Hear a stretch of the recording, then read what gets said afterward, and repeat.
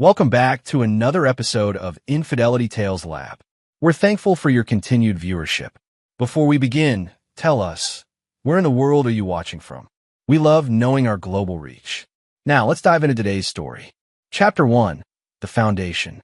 Robert Mitchell had built his life like a fortress, methodically, with precision, and without room for weakness. At 42, he owned 3 successful auto repair shops across Denver, a sprawling ranch house in the suburbs, and what he believed was a stable marriage to Linda, his wife of 18 years.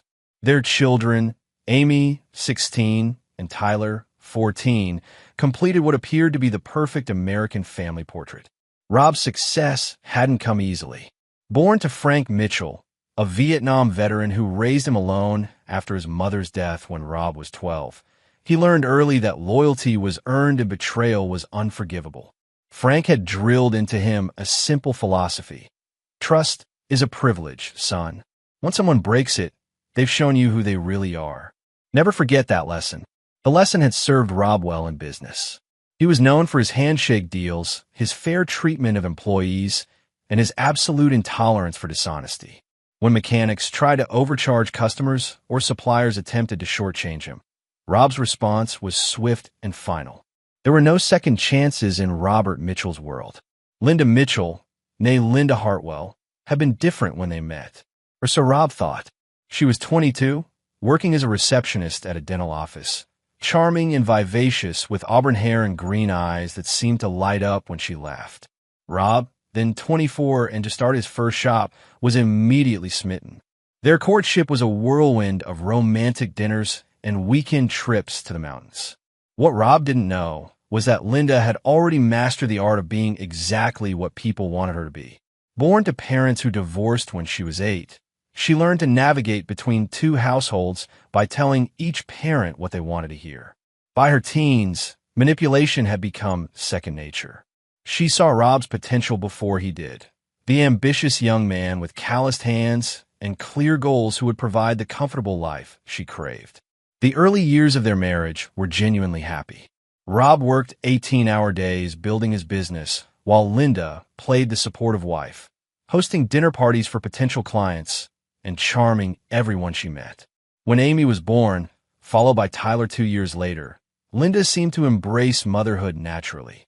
But as Rob's business grew and his attention became increasingly divided between work and family, Linda began to feel neglected. She never complained directly.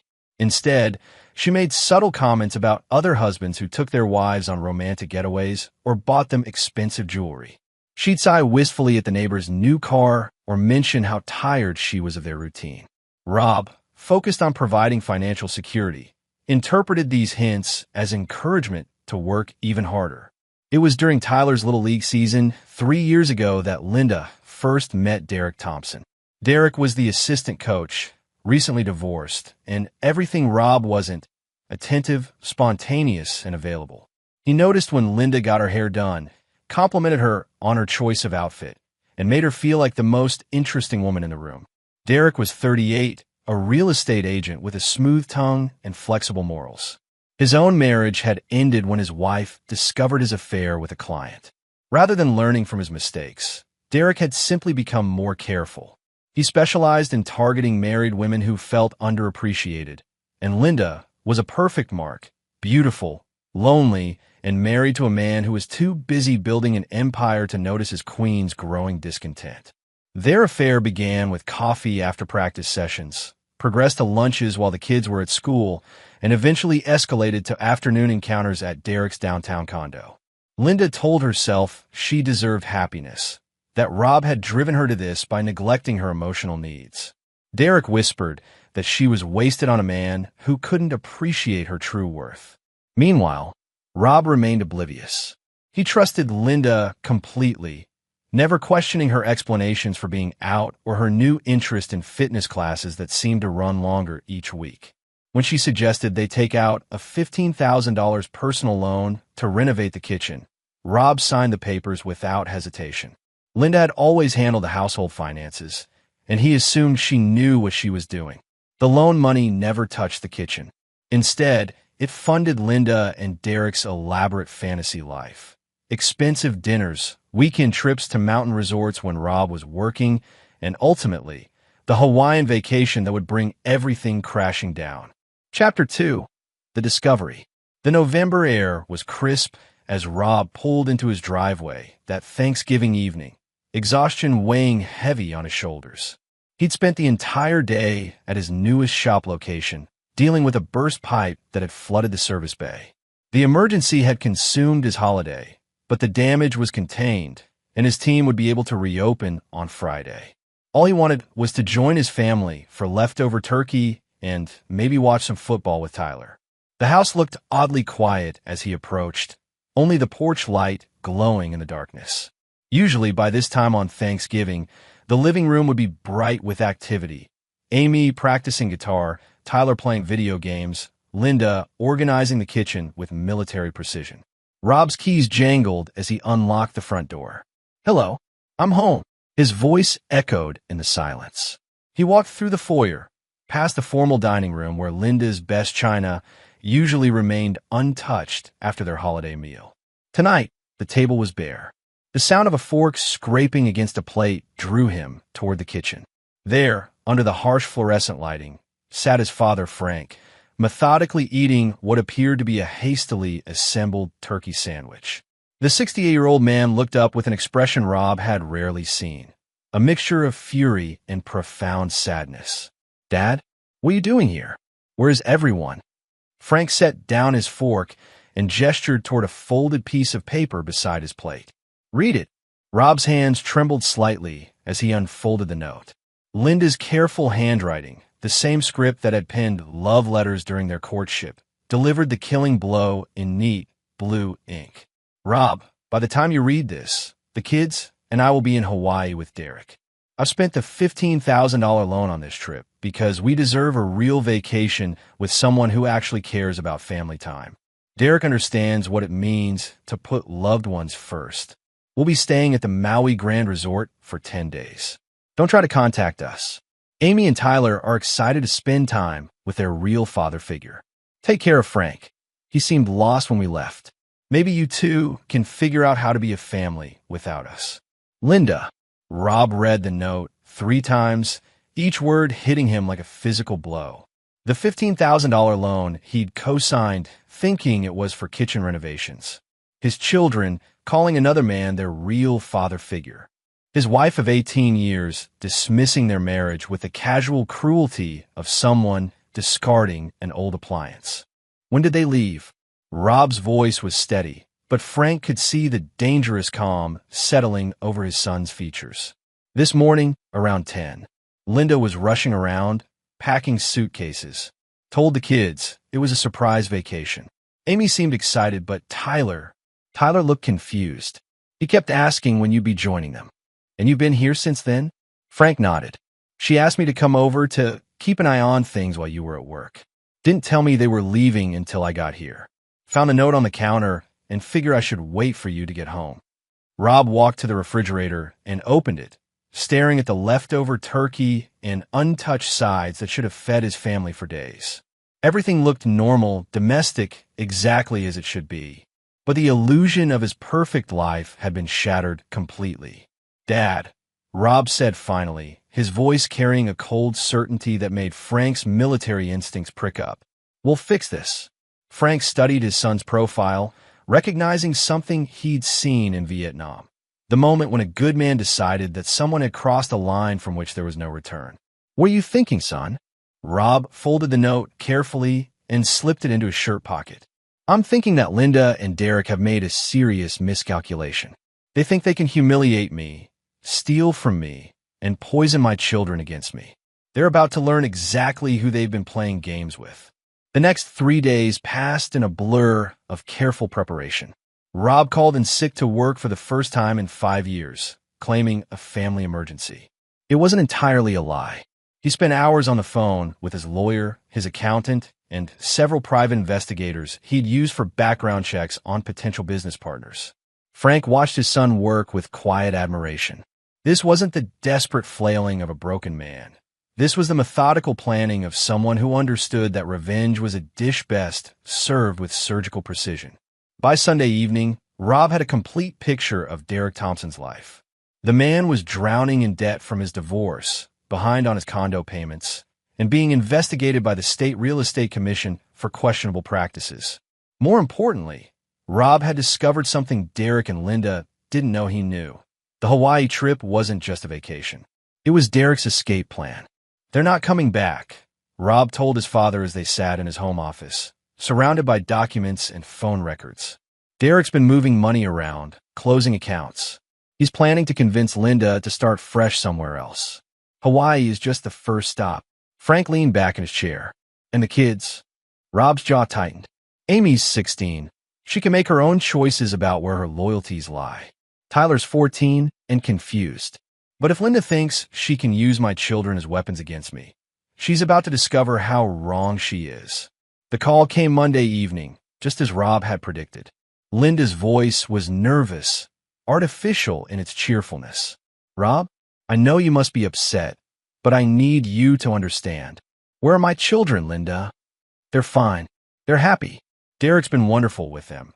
And I think this time away has shown them what a real family dynamic looks like." Rob smiled, a cold expression that would have terrified Linda if she could have seen it. "I'm sure it has. How's the weather in Maui?"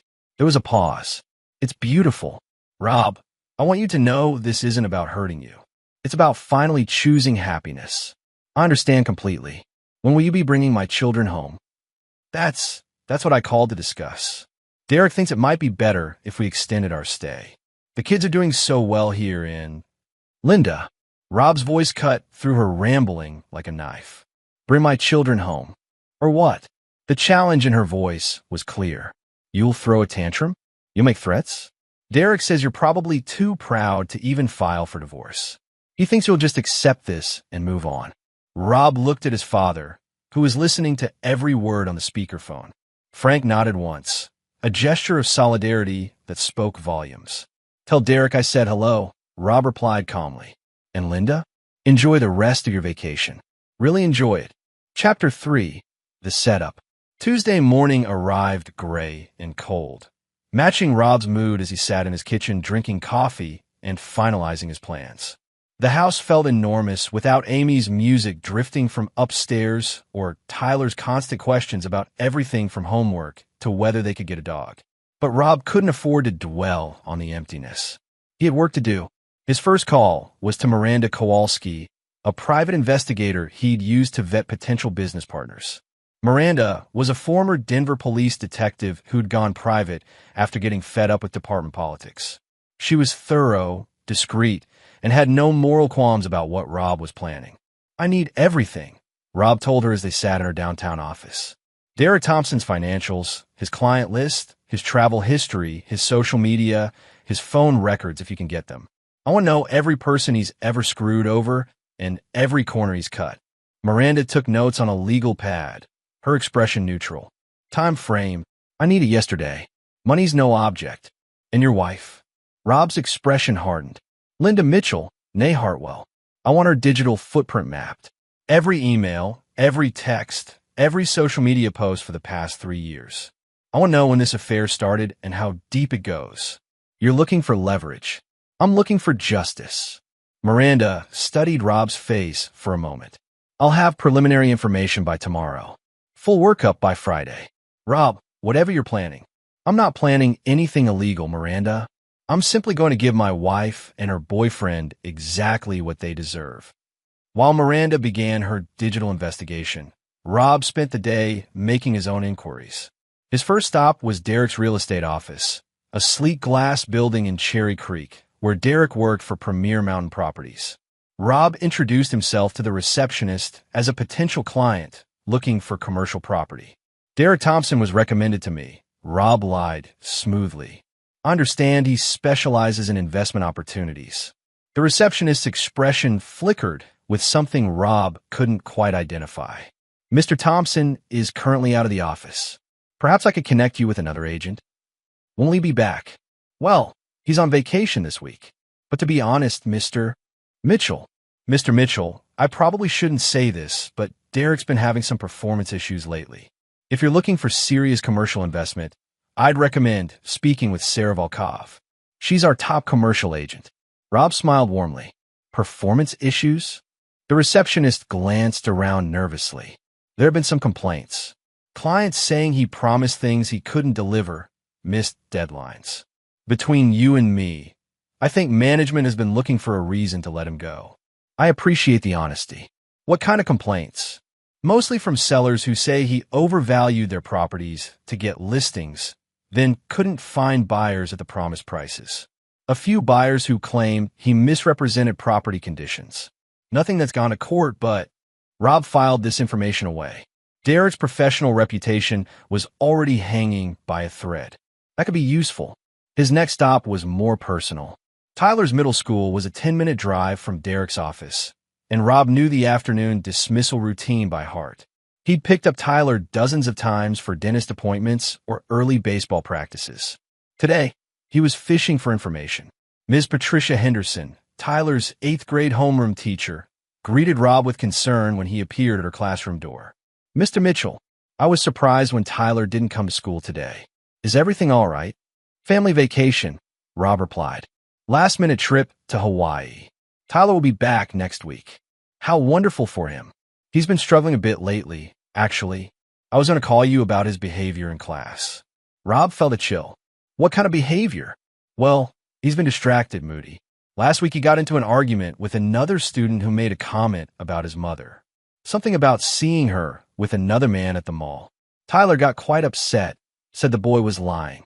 The pieces of the puzzle clicked into place. Tyler had known, or at least suspected, that something was wrong. The confusion Frank had mentioned when they left for Hawaii suddenly made perfect sense. Tyler hadn't been excited about a surprise vacation. He'd been worried about what it meant. Did Tyler say anything else about this incident? Ms. Henderson hesitated. He asked me if adults sometimes lie to protect children's feelings. I told him that sometimes adults make difficult decisions that children don't understand right away.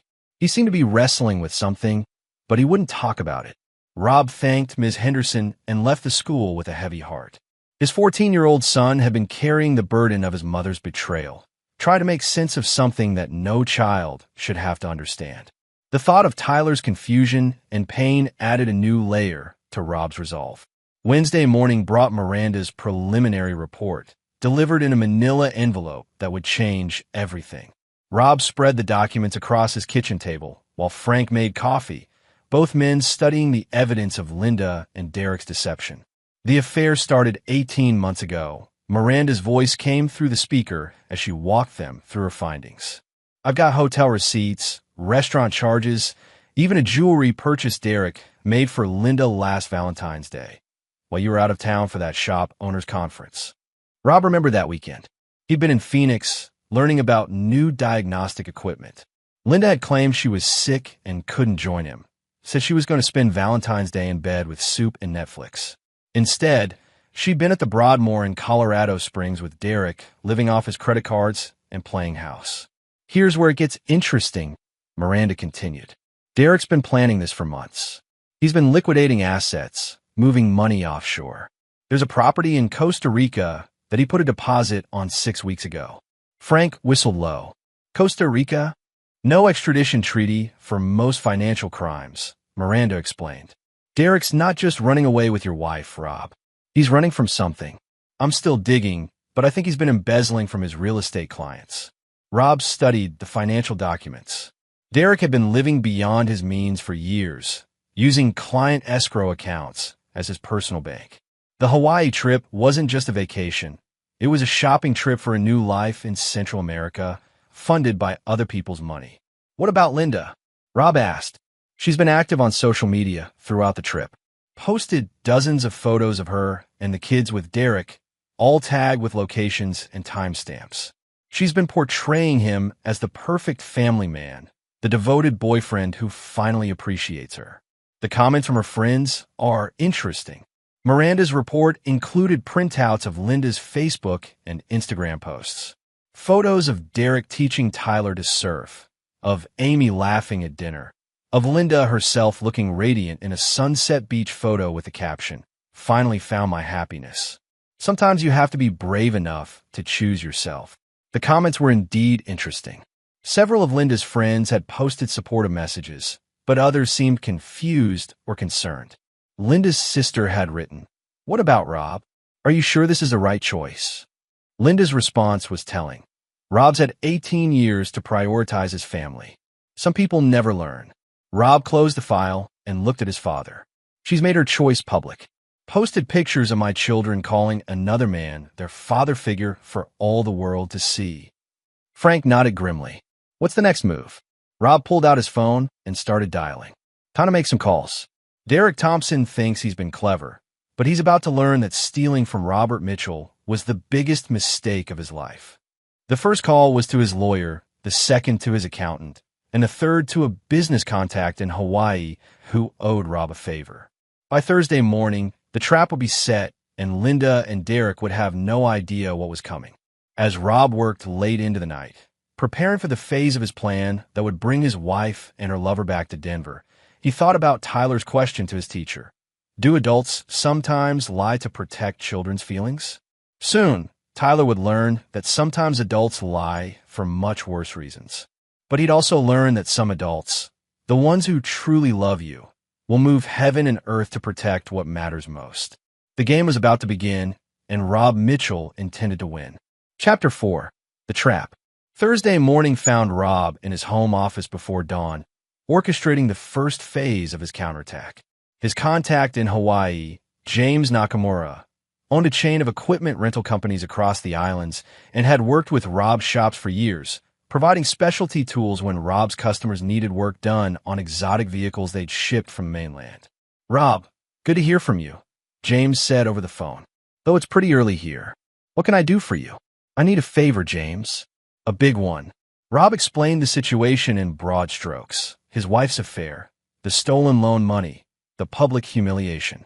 He didn't mention his larger plans, but James was a businessman himself and understood the importance of reputation and respect. "They're staying at the Maui Grand Resort?" James asked. "I know the manager there, Kevin Aloha. We went to high school together." "What do you need?" "Information. Room numbers, billing details when they're planning to check out. And I need Derek Thompson to receive a phone call that will bring him back to Denver immediately." "What kind of phone call?" Rob smiled. "The kind that makes a guilty man panic." While James worked his connections in Hawaii, Rob continued building his case. Miranda's deeper investigation had revealed the full scope of Derek's financial crimes. He'd been skimming from client escrow accounts for over 2 years, using the money to maintain his lifestyle and fund his affair with Linda. The total amount was approaching $200,000. He's been covering the shortfalls by using new escrow deposits to pay old obligations, Miranda explained during their Thursday afternoon meeting. Classic Ponzi scheme structure. Eventually, he'd run out of new money and the whole thing would collapse. When my forensic accountant estimates, he had maybe 6 more months before someone noticed. The Hawaii trip accelerated his timeline. He needed to disappear before his clients started asking hard questions about their missing money. Rob studied the financial records. "He's been stealing to impress my wife." "Looks that way." The timeline matches perfectly. Every major expenditure on Linda corresponds with client money going missing. The jewelry, the fancy dinners, even the Hawaii trip, it's all stolen money. Frank, who'd been quietly listening, spoke up. "So Derek's not just a homewrecker. He's a thief. A desperate thief," Rob corrected, "which makes him dangerous, but also makes him vulnerable." The phone call came at 3 p.m. Denver time, 9 a.m. Hawaii time. James had arranged for Kevin Aloha to connect Derek to an urgent business call in his office. Rob listened on speaker as Derek's voice came across the line, tense and suspicious. "This is Derek Thompson. Mr. Thompson, this is Agent Williams with the Colorado Bureau of Investigation." Rob had practiced the voice, official, stern, but not overly aggressive. "We need to speak with you regarding irregularities in several of your real estate transactions." There was a long pause. "I'm sorry, Agent Williams, but I'm on vacation. Perhaps you could contact my office." "Mr. Thompson, we've been investigating discrepancies in client escrow accounts at Premier Mountain Properties. We have evidence suggesting that significant sums have been diverted for personal use. I'm going to need you to return to Denver immediately to answer some questions." Derek's breathing became audible. What kind of evidence? Bank records, financial transfers, surveillance footage. Mr. Thompson, you have until Monday to present yourself at our Denver office voluntarily. If you fail to appear, we'll be issuing a warrant for your arrest and contacting Hawaiian authorities to detain you for extradition. This is some kind of mistake. I haven't done anything wrong. Rob's voice remained coldly professional. Monday morning, Mr. Thompson, 9 a.m. sharp. The address is 690 Kipling Street. Don't make us come looking for you. The line went dead, and Rob smiled for the first time since finding Linda's note. Think he'll bite? Frank asked. Oh, he'll bite. A man like Derek doesn't have the spine to face federal charges on a tropical island. He'll convince Linda they need to come home immediately, probably spin some story about a family emergency or business crisis. Rob's prediction proved accurate. Within 2 hours, James called back with an update from his friend at the resort. They're checking out tomorrow morning, James reported. Derek told the front desk there was a family emergency back home. Booked first-class tickets on the 2 p.m. flight to Denver. He looked pretty shaken up, according to Kevin. And Linda seemed confused and upset. Kevin said she was arguing with Derek in the lobby, something about not wanting to cut the trip short. But Derek was insistent, said they had to leave immediately. Rob felt a grim satisfaction. Linda had no idea that her tropical paradise was about to become a nightmare, and Derek was about to drag her into the fire with him. Friday afternoon found Rob at Denver International Airport, standing in the baggage claim area with Frank beside him. They weren't there to welcome Linda and Derek home. They were there to watch them walk into the carefully prepared trap. You sure about this timing? Frank asked. Miranda confirmed their flight landed 20 minutes ago. Derek will want to get Linda and the kids home as quickly as possible, then start making phone calls to try to figure out how much trouble he's in. And when he realizes there is no Agent Williams, by then it'll be too late. He'll be so panicked about the real investigation that he won't think clearly about the fake one. They didn't approach the family directly. Instead, Rob watched from behind a pillar as Linda emerged from the secure area, looking tan but tired, with Amy and Tyler trailing behind her. Derek appeared last, constantly checking his phone and scanning the crowd with nervous eyes. Tyler spotted Rob first. The 14-year-old froze, his face cycling through confusion, relief, and fear. He started toward his father, but Derek caught his arm and said something sharp.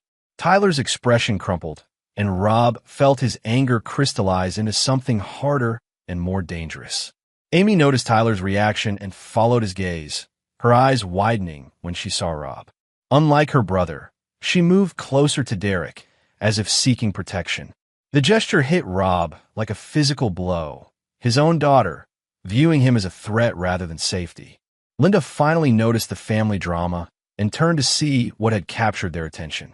When her eyes met Rob's across the baggage claim, her face went pale. She said something to Derek, who immediately began herding the children toward the exit. Rob didn't follow. He didn't need to. His real work would begin once they reached home and Derek started making phone calls. Hard to watch, Frank said quietly. Tyler knows something's wrong, Rob replied. Did you see his face? He wanted to come to me. And Amy. Rob's jaw tightened. Amy's made her choice, just like her mother. As the Mitchell family disappeared into the parking garage, Rob pulled out his phone and made a call. Miranda? They're home. Start phase 2. Copy that. The real investigation launches Monday morning. Derek Thompson has no idea what's about to hit him. And Linda, she's about to learn that actions have consequences. All those social media posts, all those public declarations about choosing happiness, they're about to become evidence in a very public divorce proceeding. Rob and Frank drove home in silence, each lost in their own thoughts. The house still felt empty, but it no longer felt defeated. Instead, it felt like a fortress preparing for war. Sunday evening, Rob's phone rang. Linda's number appeared on the screen, and he let it ring 4 times before answering. Hello, Linda. Rob, we need to talk. Her voice was strained, artificial cheerfulness replaced by barely controlled panic. Do we? Derek's having some problems with work. There might be some kind of investigation. He says it's all a misunderstanding, But you're starting to wonder what kind of man you've tied yourself to, Rob finished. Funny how quickly paradise can turn into hell. This isn't about Derek. This is about us, about our family. Maybe we made a mistake. Maybe we moved too fast. Rob looked at his father, who was listening to every word. Frank's expression was stone-cold disapproval. Linda, there's no us anymore. You made that choice when you spent my money on your boyfriend and humiliated our children in public. You made that choice when you decided that a cheating real estate agent was a better father figure than a man who spent 18 years providing for this family. Rob, please. I know you're angry, but I'm not angry, Linda. Angry would be an improvement. I'm disappointed. You see, I always thought you were better than this. Turns out I was wrong about a lot of things. What's that supposed to mean? Rob smiled, the same cold expression that had become his default over the past week. It means you should enjoy the next few days, Linda. They're going to be the last peaceful ones you have for a very long time. Chapter 5. The Reckoning. Monday morning arrived with the precision of a Swiss timepiece, just as Rob had planned. At exactly 9 a.m., Derek Thompson sat in his Audi outside the address Rob had given him, 690 Kipling Street, staring at a bustling shopping complex that definitely did not house the Colorado Bureau of Investigation. Derek's hand shook as he called the number Agent Williams had provided, only to reach a generic voicemail service. He tried 3 more times before the reality hit him. He'd been played. But the relief that should have followed that realization never came. Because at 9:15 a.m., Derek's phone rang with a call from Premier Mountain Properties. Derek, where the hell are you? His manager, Bill Santos, sounded furious. The State Real Estate Commission is here with auditors, and they're asking very specific questions about client escrow accounts. They want to speak with you immediately. Derek's blood turned to ice. What kind of questions? The kind that involved police investigations and missing money. Derek, what have you done? As Derek sat in his car, watching his professional life collapse via phone call, Rob was 3 miles away in Miranda's office, watching the live stream of Premier Mountain Properties lobby through security cameras that Miranda had accessed with minimal effort. He just pulled into the parking lot, Miranda reported. Looks like he's about to find out that fake investigations sometimes lead to real ones. You tipped off the state commission. Anonymous tip about suspicious financial activity. Included just enough real evidence to get them interested. Once they start digging, they'll find everything Derek's been hiding. Rob watched the monitor as Derek stumbled into his office building, his confident swagger replaced by the desperate gait of a man whose world was crumbling. How long before they arrest him? State investigations move slowly, but the FBI gets involved once it crosses certain thresholds. Derek's taken enough money to qualify for federal charges. I'd say he has maybe 48 hours before someone puts handcuffs on him. Phase 2 of Rob's plan was already in motion. While Derek dealt with his professional apocalypse, Linda was facing her own crisis at home. Rob had spent Sunday evening making his own series of phone calls. Linda's sister, her mother, her closest friends, everyone who'd seen the social media post from Hawaii and congratulated her on finding happiness. Each conversation followed the same script. I wanted you to hear this from me before you see it on the news. Linda's boyfriend Derek is being investigated for embezzling money from his clients. Apparently, he's been funding their affair with stolen money for over a year. The Hawaii trip, the jewelry, all of it, stolen money. The responses were predictably dramatic. Linda's mother had immediately called Linda, demanding to know if she was involved in Derek's crimes. Her sister had been more direct. Are you insane? You left Rob for a criminal. By Monday afternoon, Linda's phone was ringing constantly. Friends, family members, even neighbors who'd heard rumors.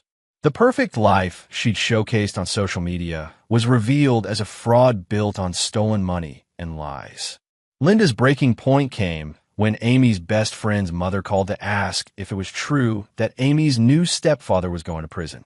The conversation was brief and devastating. Mrs. Mitchell, I'm so sorry to bother you, but Chelsea is worried about Amy. She saw something on Facebook about Mr. Thompson being arrested and... Arrested? Linda's voice cracked. What are you talking about? Oh, I thought you knew. It's all over social media. Someone posted that he's being investigated for stealing money from his real estate clients. Chelsea's concerned because Amy was posting pictures of him teaching her to drive his car, and now people are saying the car was bought with stolen money. Linda hung up and immediately called Derek, but his phone went straight to voicemail. She tried his office and was told he was unavailable and under investigation. Finally, she drove to his condo, only to find FBI agents loading boxes of documents into unmarked vans. That evening, Linda called Rob again. "Rob, I need help." The artificial cheerfulness was gone, replaced by naked desperation. "Do you?" Derek's been arrested. The FBI took everything, his computers, his files, even his car. They're saying he stole money from his clients. How unfortunate for you. Rob, please. I didn't know. I swear I didn't know he was stealing money. I thought he was successful. I thought he could provide. You thought he could provide what I couldn't? Rob's voice was dangerously quiet. Financial security? A stable home? A good example for our children. I made a mistake. I see that now. But the kids and I, we need somewhere to stay. The FBI seized Derek's condo, and I can't afford a hotel, and... Linda, let me be very clear about something. You made your choice. You chose a criminal over your family. You chose to humiliate me publicly and poison my children against me. You chose to steal my money and spend it on a fantasy life with a man who was stealing from everyone around him. I didn't steal. You took out a loan in my name under false pretenses and spent it on your affair. That's theft, Linda. And conspiracy. Did you really think the FBI wouldn't be interested in where Derek got the money for your little vacation? The silence on the line stretched for nearly a minute. What are you saying? I'm saying that you're an accomplice to Derek's crimes whether you knew it or not. I'm saying that every dollar he spent on you was stolen from someone else. I'm saying that your decision to leave me for a criminal has made you a criminal. Rob, you can't be serious. I'm the mother of your children. You were the mother of my children. Now you're a woman who chose a thief over her family and has to live with the consequences. Where are we supposed to go? Rob looked around his empty house, thinking of all the family dinners Linda would never cook again, all the holidays she'd never organize, all the quiet moments of domestic peace she'd shattered with her betrayal. That's not my problem anymore, Linda. You made your choice. Live with it. He hung up and immediately blocked her number. Frank, who'd been listening from the kitchen, brought Rob a beer and sat down beside him. Think she'll try to come back here? She might, but I've already changed the locks and had the security system updated. Linda Mitchell no longer lives here. And the kids? Rob's expression hardened. Amy chose Derek over me in Hawaii. She made that choice publicly, in front of Tyler, reinforcing Linda's narrative that I was the problem. Tyler's different. He's confused and hurt, but he hasn't chosen sides. They're still your children, son. Tyler is my child. Amy is Linda's daughter. She's made that distinction clear. Frank studied his son's face, recognizing the same cold resolve he'd shown when cutting ties with dishonest business partners. No forgiveness? Dad, you taught me that trust is a privilege. Once someone shows you who they really are, you believe them. Linda showed me she's a woman who destroys families for personal pleasure. Amy showed me she's willing to abandon her father for a man who buys her attention with stolen money. I believe them both. That night, as Rob lay in bed in his empty house, he thought about the family photo on Linda's nightstand. A picture from last Christmas showing all four of them around the tree, smiling and seemingly happy. Tomorrow, he'd remove that photo and all the others like it. Robert Mitchell was done being a family man. From now on, he was something much more dangerous, a man with nothing left to lose and the resources to make his enemies pay for what they'd taken from him. Derek's arrest was just the beginning. Linda's social and financial ruin was the next phase. But the final act of Rob's revenge would be far more personal and far more permanent than either of them could imagine. Chapter 6, The Collapse. Tuesday morning brought Derek Thompson's Perp Walk, broadcast live on Denver's Morning News. Rob watched from his office as the man who destroyed his family was led from his condo in handcuffs, his expensive suit wrinkled and his confident smile replaced by the hollow stare of someone whose entire world had imploded overnight. Federal agents arrested local real estate agent Derek Thompson on charges of wire fraud, money laundering, and embezzlement, the news anchor reported. Thompson is accused of stealing over $200,000 from client escrow accounts over a 2-year period. The FBI says the investigation is ongoing and additional charges may be filed. Rob turned off the television and called Miranda. Phase 3, she asked without preamble. Phase 3, Rob confirmed. Time to go after Linda directly. Linda's world was already crumbling. Derek's arrest had made the morning news, complete with footage of FBI agents searching his office and photos of the luxury items he'd purchased with stolen money. Linda recognized the jewelry Derek had given her, the restaurants where they'd had romantic dinners, even the car he'd been driving, all purchased with money stolen from his clients. But Rob wasn't content to let natural consequences run their course. He wanted Linda to understand that her betrayal would cost her everything she valued: her social standing, her financial security, and most importantly, her relationship with their children. The first blow came through Linda's employer. She worked part-time as an event coordinator for an upscale catering company that served Denver's social elite. The job was more about networking than necessity. Linda enjoyed the status and connections it provided. Monday afternoon, Linda's boss, Catherine Morrison, called her into the office.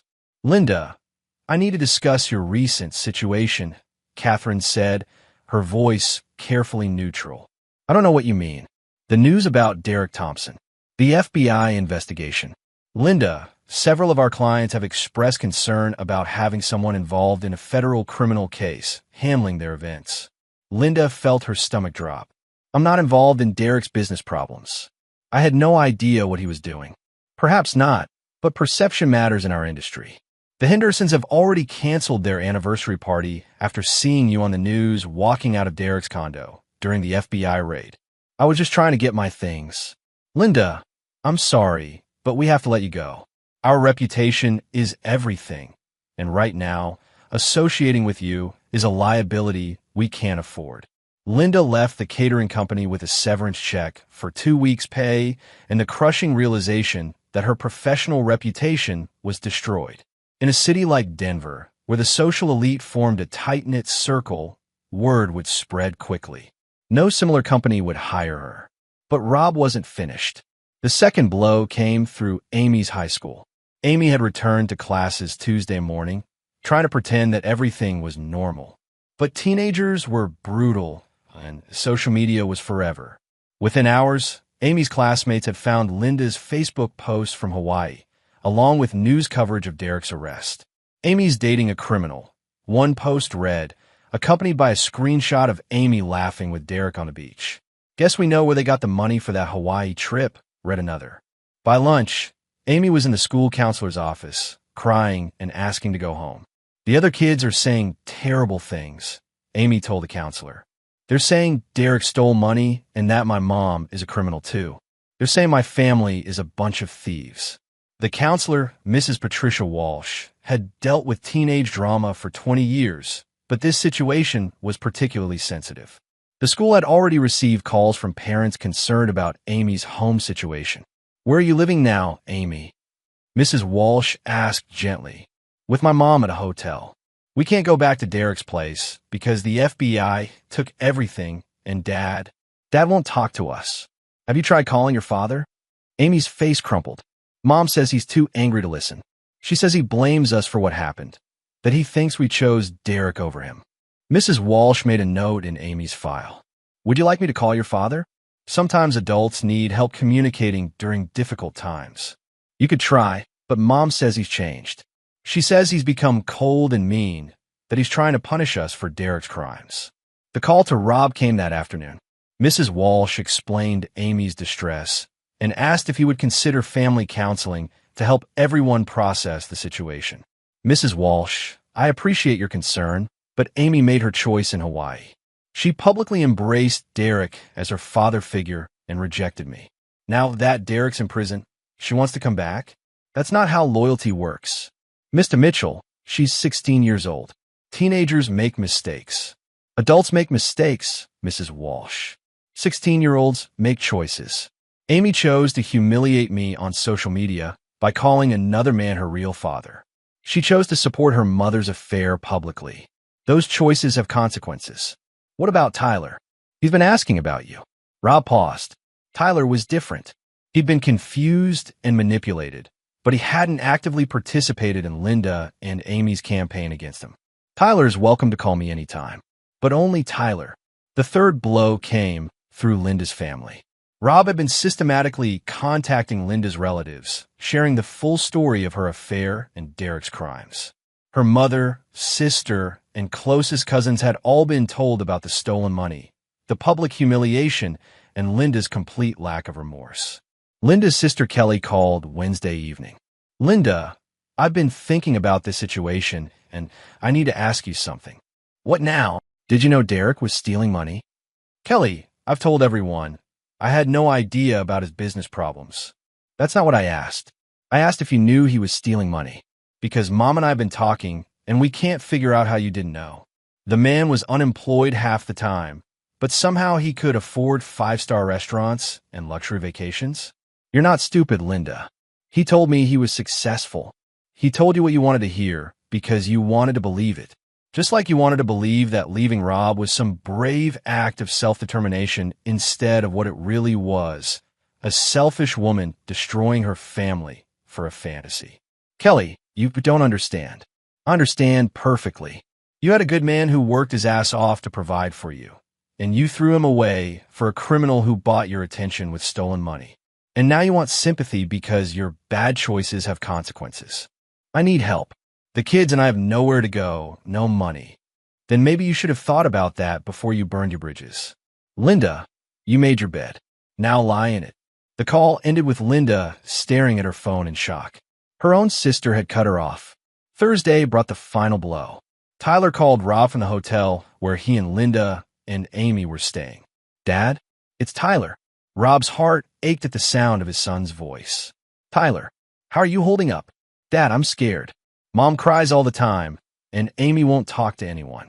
We're living in a hotel room, and Mom says we might have to move to a shelter. She says Derek's in jail, and he can't help us anymore. I'm sorry you're going through this, son. Dad, why won't you let us come home? I know Mom made mistakes, but we're still family, right?" Rob closed his eyes, feeling the weight of the moment. "Tyler, do you remember what Derek told you in Hawaii? About being your real father figure?" "That was Derek talking, not me. I never wanted another dad. I just wanted you to be around more." "And what about Amy? What did she say about Derek?" Tyler was quiet for a long moment. "She said Derek was nicer than you. She said he paid attention to her and made her feel special. She said maybe it would be better if Derek adopted us, so we could have a real family." "Did she post it on social media?" "Yeah. She made posts about how Derek was the dad she always wanted, how he showed her what love really looked like." "Dad, I told her it was wrong, but she wouldn't listen." Rob felt a cold satisfaction. Even Tyler understood the difference between loyalty and betrayal. "Tyler, you can come home anytime you want, but only you. Amy made her choice, and I'm not interested in rewarding disloyalty." "What about Mom?" "Your mother chose Derek over her family. She chose to steal my money and humiliate me publicly. She's not welcome in my house ever again." "But Dad, where will they go?" Rob looked around his empty house, thinking of all the ways Linda had destroyed their family. "That's not my problem anymore, son. But you are. If you want to come home, I'll pick you up right now." Tyler was quiet for nearly a minute. "Can I think about it?" "Of course. But Tyler, think carefully about who's been loyal to you and who's been using you. Think about who's always been there and who only wants you around when it's convenient."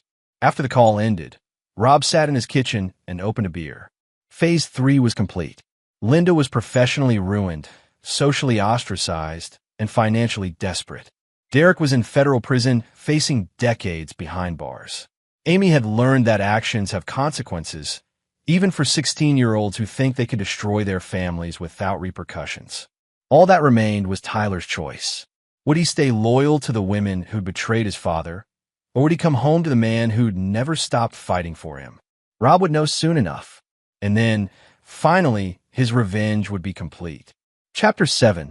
The Choice. Friday afternoon found Rob at his office at the main auto shop, trying to lose himself in the familiar rhythms of work. He'd spent the morning reviewing quarterly reports and approving purchase orders, attempting to rebuild the normal routines that Linda's betrayal had shattered. But concentration was difficult when his phone buzzed every few minutes with updates on his destroyed family. Miranda called just after lunch with news about Derek's legal situation. Federal prosecutors are moving fast, she reported. Derek's looking at 25 years minimum if convicted on all charges. His public defender is already talking about a plea deal. What kind of deal? Full restitution to his victims, cooperation with ongoing investigations, probably 15 years in federal prison. Derek's scared, Rob. He's giving up everyone he's ever worked with who bent the rules. Rob felt a grim satisfaction. Derek Thompson would spend the next decade and a half in a federal penitentiary, surrounded by men who had no tolerance for white-collar criminals who stole from families. It was a fate worse than anything Rob could have arranged personally. What about Linda? She's been questioned twice by FBI agents investigating Derek's financial network. They want to know about the Hawaii trip, the jewelry, any cash Derek might have given her. So far, she's not being charged with anything, but they're watching her closely. She's broke? Completely.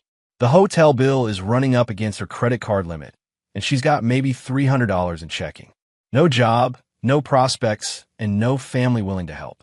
She's desperate, Rob. The second call came an hour later from Tyler's school. His son had been in a fight with another student over comments about his family situation. The other boy had called Linda a criminal's whore, and Tyler had responded with his fists. Tyler's not in serious trouble, the vice principal assured Rob. Given the circumstances, we understand why he reacted defensively. But we thought you should know he's struggling with the situation at home. Is he hurt? Just bruised knuckles. The other boy has a black eye. Mr. Mitchell, Tyler asked if he could call you from our office. He seems conflicted about something. Rob drove to the school immediately. He found Tyler sitting in the main office, his right hand wrapped in an ice pack, staring out the window with an expression that was far too mature for a 14-year-old. Tyler. His son looked up, and Rob saw exhaustion in eyes that should have been bright with teenage energy. Dad, thanks for coming. They drove to a nearby diner without speaking, both lost in their own thoughts. Rob ordered coffee while Tyler picked at a burger he claimed to want. You want to tell me what happened today? Tyler shrugged. Brandon Peterson said some things about Mom and Amy. I told him to shut up. He didn't. What kind of things? That Mom was a gold digger who left you for a criminal. That Amy was a spoiled brat who got everything she wanted with stolen money. That our whole family was a joke. Rob studied his son's face. What do you think about that? I think. Tyler paused, choosing his words carefully. I think Brandon wasn't completely wrong. I think Mom did leave you for someone who seemed successful, and when that turned out to be fake, she expected you to just take her back. I think Amy did get caught up in Derek's money and attention, and now she's embarrassed that everyone knows the truth. And what about you? Tyler met his father's eyes directly. I think I want to come home, but I'm scared about leaving Mom and Amy alone. Rob felt his heart clench. Tyler was carrying a burden no 14-year-old should bear, feeling responsible for the adults who should have been protecting him. Tyler, let me ask you something. When you were in Hawaii, did you want to be there? At first, yeah. It seemed like an adventure. But Derek kept trying to act like my dad, giving me advice about girls and school and stuff. And Mom kept saying how much better everything was without you around. It made me uncomfortable. Why? Because it wasn't true. You've been to every baseball game I've ever played. You helped me with my science projects. You taught me to drive. Derek bought me some surfing lessons and thought that made him my father. Rob nodded. What about Amy? Tyler's expression darkened. Amy loved it. She kept posting pictures of Derek teaching her to drive his car, taking her shopping, buying her expensive clothes. She told me Derek was the kind of father she'd always wanted. Someone who made her feel special instead of just providing for her. Did that hurt you? It hurt that she said it in front of Derek, like she was trying to make sure he knew she picked him over you. It hurt that she didn't seem to care that it was wrong. Rob reached across the table and squeezed Tyler's shoulder. Son, loyalty isn't just about choosing sides. It's about standing by people who've earned your trust, even when it's difficult. Your mother and sister made their choices based on what felt good in the moment. You're trying to make yours based on what's right. But if I come home, Mom and Amy will be alone in that hotel room. Mom cries all the time now, and Amy barely speaks to anyone. What if something happens to them? Rob pulled out his phone and showed Tyler a text message he'd received that morning. Your mother sent me this an hour ago. The message read, Rob, I'll do anything if you'll just let us come home. I'll sign whatever papers you want, give you full custody, disappear from their lives completely. Please don't punish the children for my mistakes. Tyler read the message twice. Are you going to let them come back? No. Why not? Rob chose his words carefully.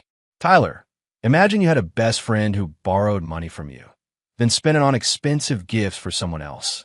Then imagine that friend posted pictures online of how much better their new friend was than you, and how happy they were to finally be with someone who understood them. If that friend came back when their new friend got arrested for stealing, would you trust them again? Tyler considered this. No, I figured they were only coming back because they needed something, not because they actually cared about me. That's exactly right. Your mother doesn't want to come home because she realizes she was wrong about Derek. She wants to come home because Derek can't provide for her anymore and she needs someone to take care of her. What about Amy? Rob's expression hardened. Amy made her choice very publicly.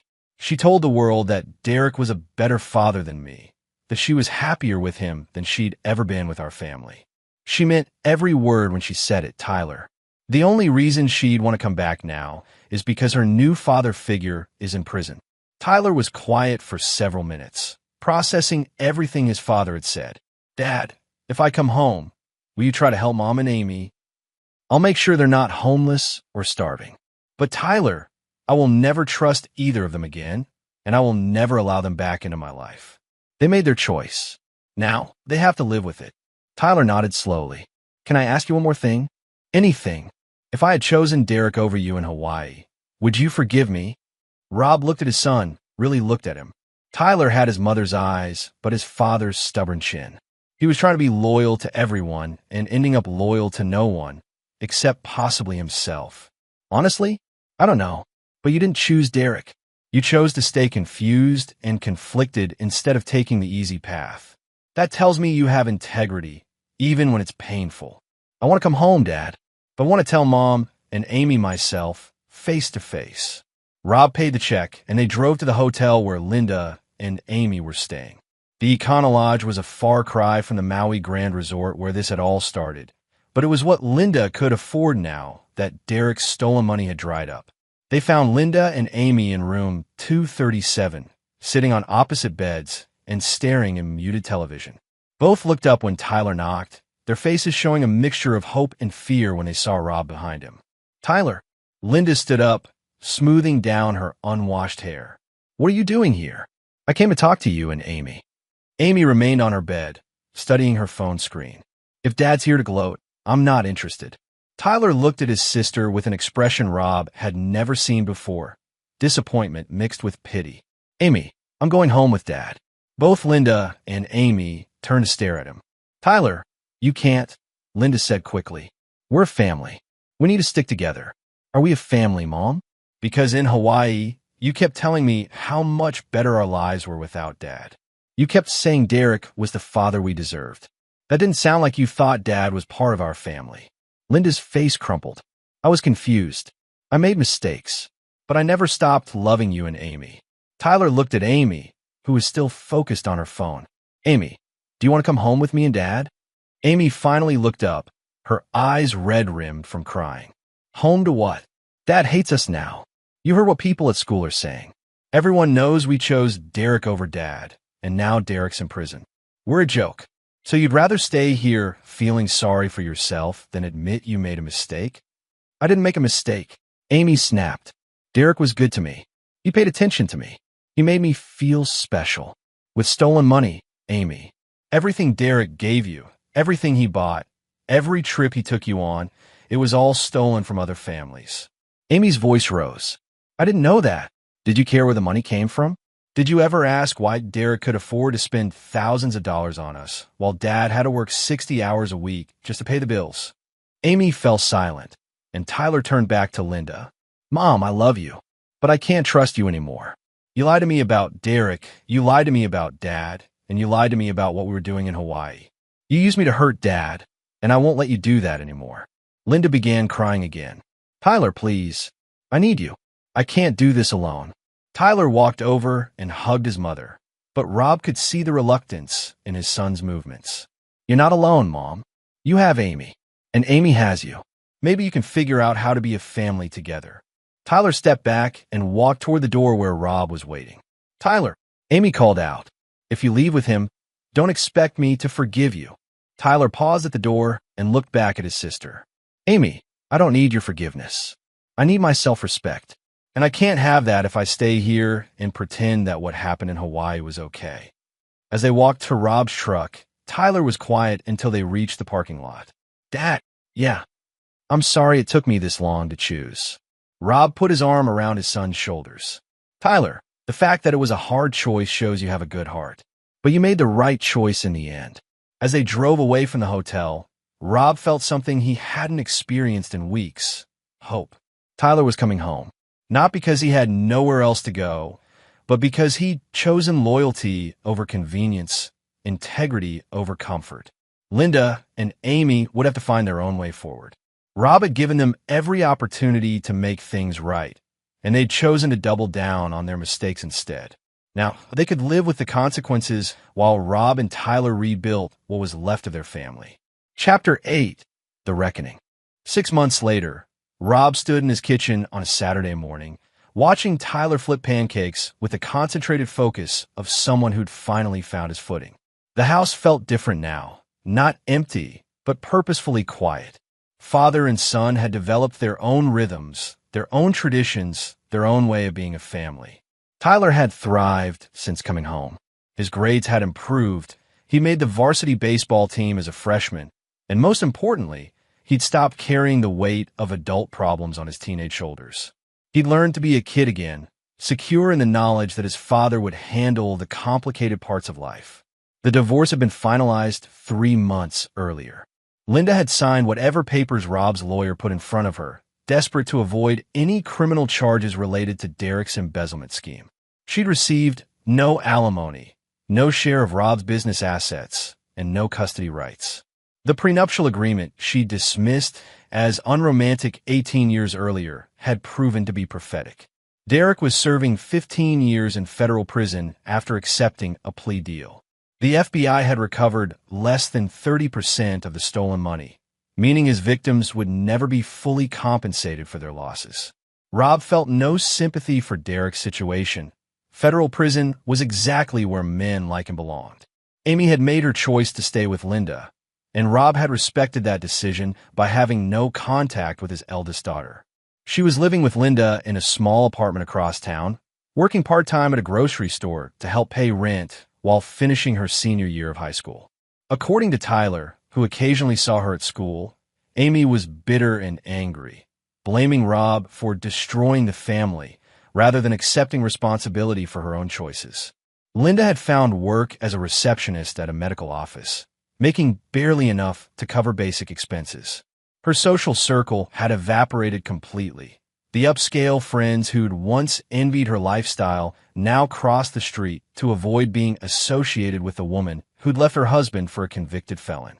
But Rob's revenge wasn't complete. There was still one final act to play out, and it began with a phone call on that peaceful Saturday morning. Rob? It's Amy. Tyler looked up from his pancakes, recognizing his sister's voice even through the phone speaker. Amy, this is unexpected. I need to ask you something. Her voice was strained, desperate.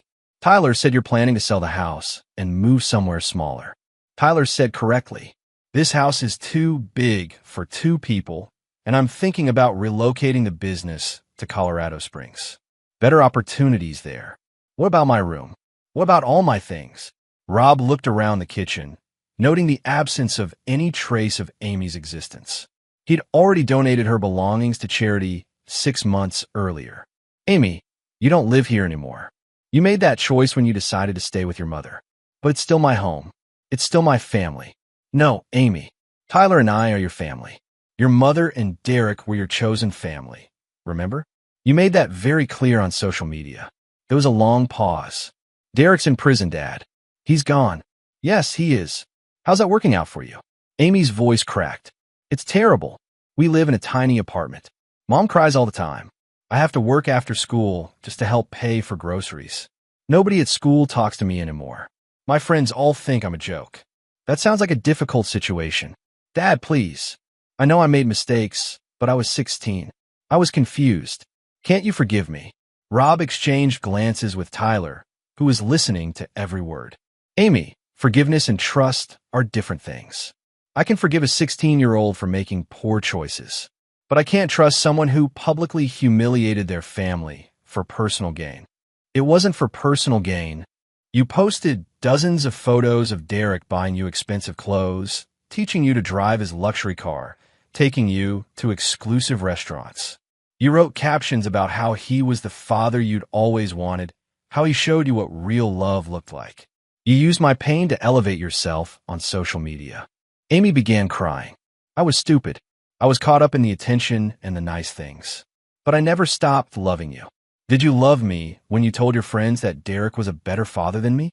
Did you love me when you posted that video of Derek teaching you to surf with the caption, "Finally have a dad who makes time for what matters"? The crying intensified. I'm sorry. I'm so sorry. I just want to come home.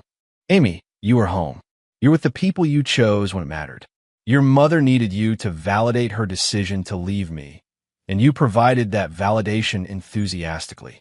Now you're both living with the consequences of those choices. But I learned my lesson. I know Derek was wrong. I know Mom was wrong. I'll never make those mistakes again. Rob's voice remained steady, emotionless. Amy, you didn't learn that Derek and your mother were wrong because you suddenly developed moral clarity.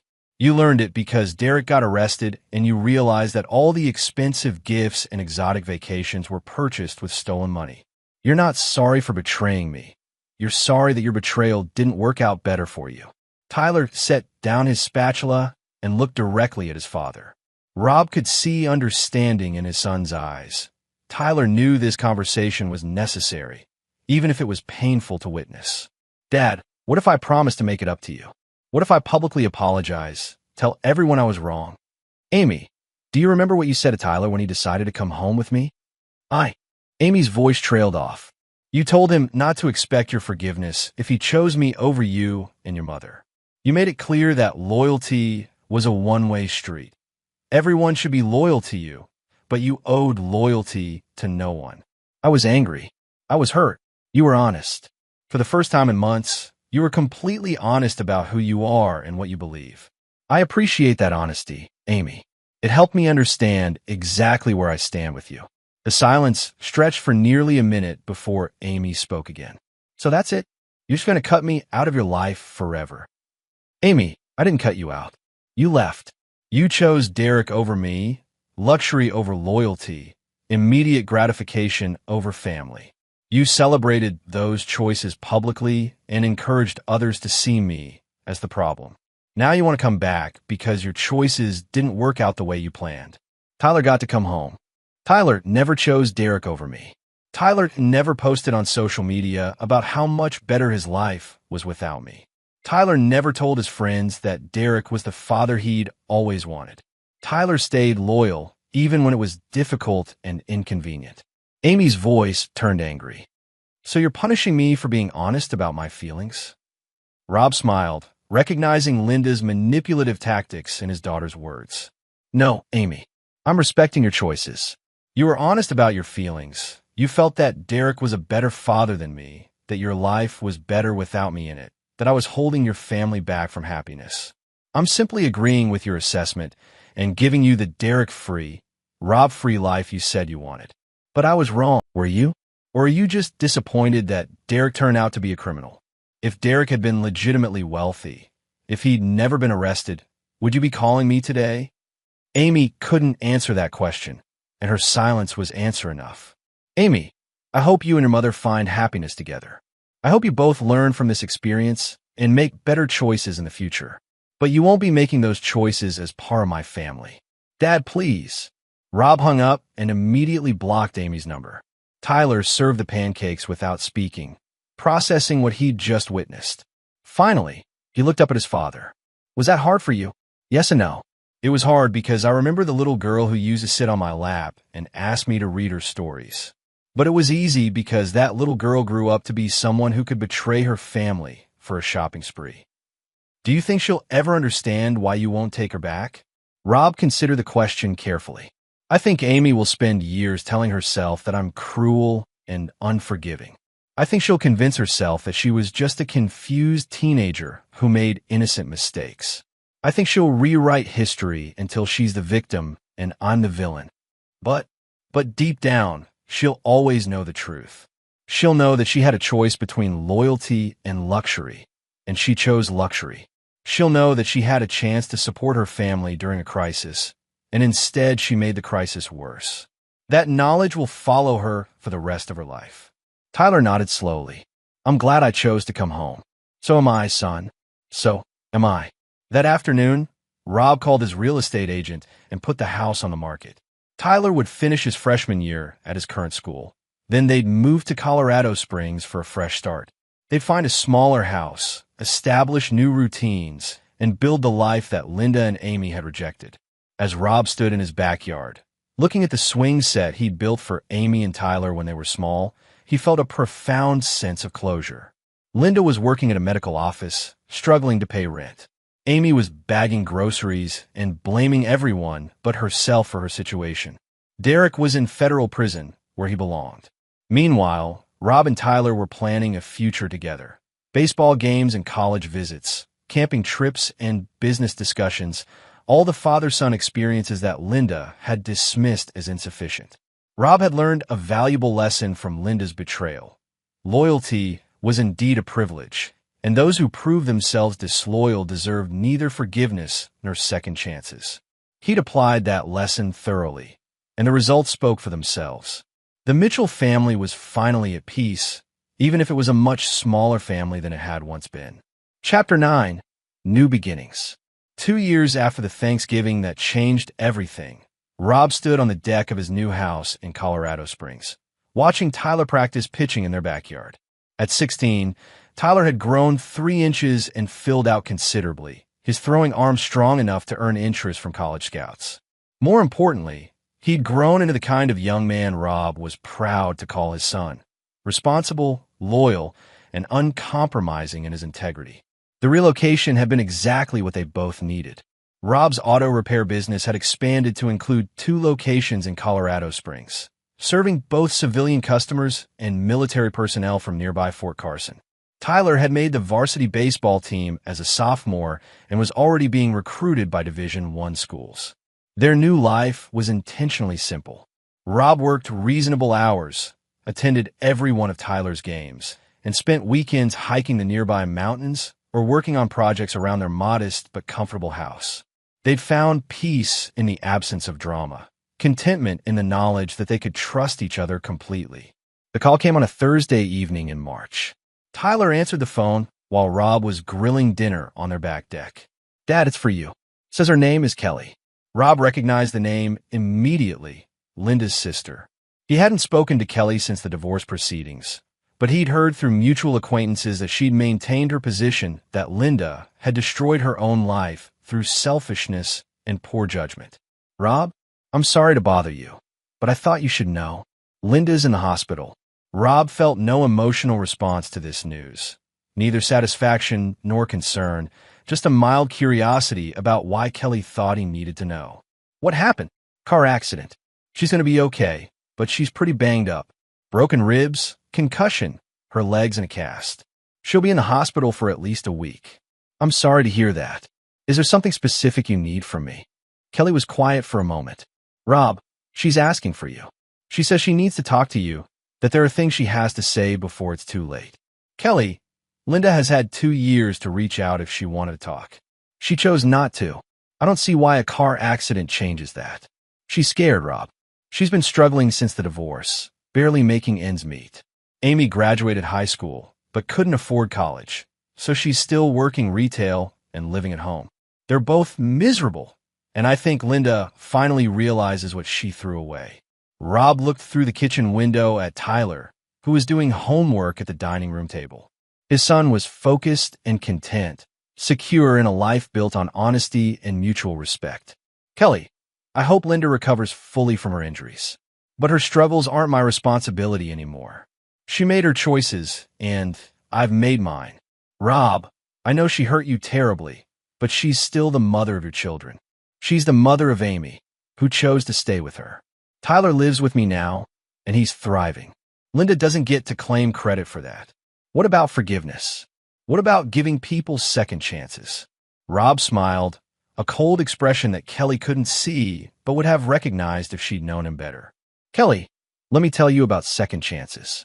Linda had 18 years of marriage to choose her family over her fantasies. She had dozens of opportunities to work on our relationship instead of seeking attention from other men. She had multiple chances to come clean about her affair before I discovered it. She had the opportunity to end things gracefully instead of stealing my money and humiliating me publicly. She made mistakes. She made choices. And when those choices led to consequences she didn't like, she expected me to rescue her from them. That's not how life works. Kelly sighed. She says she loves you. She says she always loved you. I'm sure she believes that. Linda has always been good at rewriting history to make herself the victim of circumstances beyond her control. But actions reveal truth better than words ever can. Will you at least think about visiting her? Rob looked at Tyler again, remembering the confused and hurt boy who'd come home from Hawaii 2 years earlier, and comparing him to the confident young man he'd become. No, Kelly, I won't. Linda chose her path when she decided that a criminal with nice cars was a better partner than the man who'd spent 18 years building a life with her. She can walk that path alone. After hanging up, Rob joined Tyler at the dining room table. Everything okay, Dad? Linda was in a car accident. She'll recover, but she's asking to see me. Tyler looked up from his calculus homework. Are you going to visit her? No. Good. Tyler's response was immediate and certain.